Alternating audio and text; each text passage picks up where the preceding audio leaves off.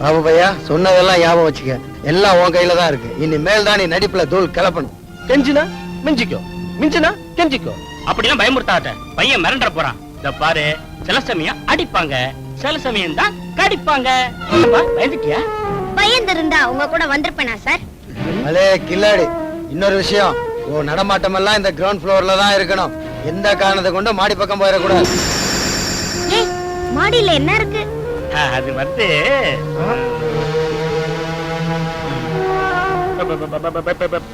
பிசாசு நடமாட்டம் இருக்கு.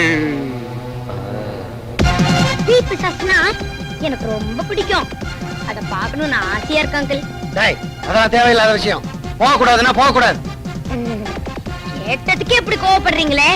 ஒருவேளை நான் மீறிட்டா எவ்வளவு கோவப்படுவீங்க எனக்கு புரியுது அங்கிள். எதை செய்யணும் எதை செய்யக்கூடாதுன்னு எனக்கு தெரியும்.